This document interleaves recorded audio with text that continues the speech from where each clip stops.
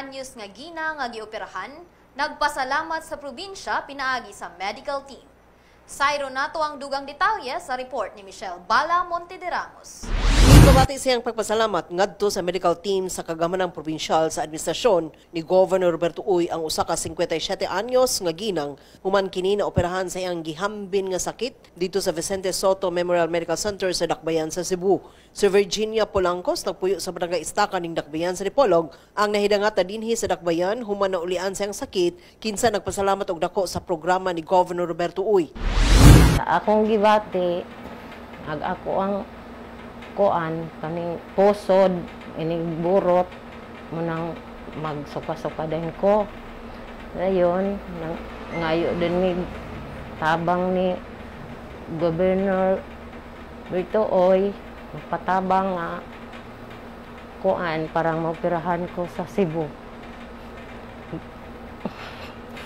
dito sa Soto kauban ni Ma'am Dina ug salamat pag-abot na mo dito.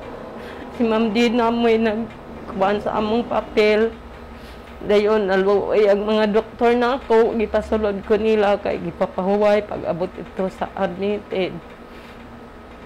Pagkahumaan, gisuad test din ko. Parang mag-cover ko sa ako ang kuhaan, swab test. Dayon, gibalin-balin pa mi.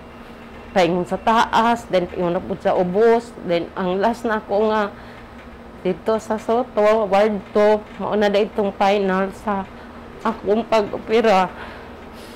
Og dagang salamat og ni Ma'am Dina.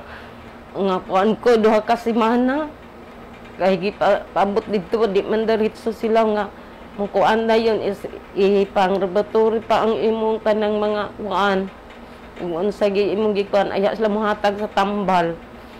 Sige kuha ang dugo, ana, x-ray. Nagpasalamat usab siya ni Miss Herdina Crisostomo sa medical team kinsa may mikuyog kanila ngadto sa Vicente Soto Memorial Medical Center aron lamang siya maoperahan.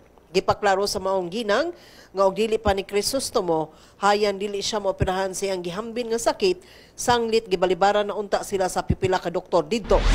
Bihap sa among pamilya sa akong mama, ako nagpasalamat kay Governor Roberto Uy sa dakong tabang nga iyang gihatag nga pagpalaga na mo sa Cebu o sa iyang medical team, Herdina Crisostomo, nga dili unta mi dawaton sa Soto apan ipaningkamutan niya yang gisaka dito ang Chief of Staff sa Soto aron ma-admit akong mama. O nagpasalamat sab ako sa tabang financial ug sa among pag-uli. Nagpasalamat ako ni Sir Romel Hamulod sa pag-instruct sa among pag-uli.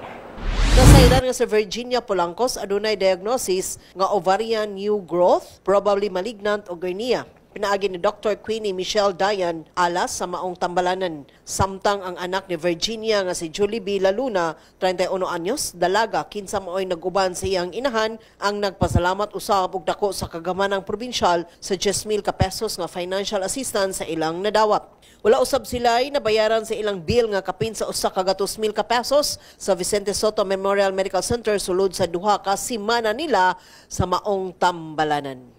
Magpabiling updated sa mga pinakaulahing kalambuan ning atong probinsya. I-like o i-follow ang among Facebook page ug mag-subscribe sa among YouTube channel. Kini si Regine Cabilin alang sa Zamboanga del Norte Provincial News Network. Ang dapig sa kamatuoran, duyog sa kalambuan.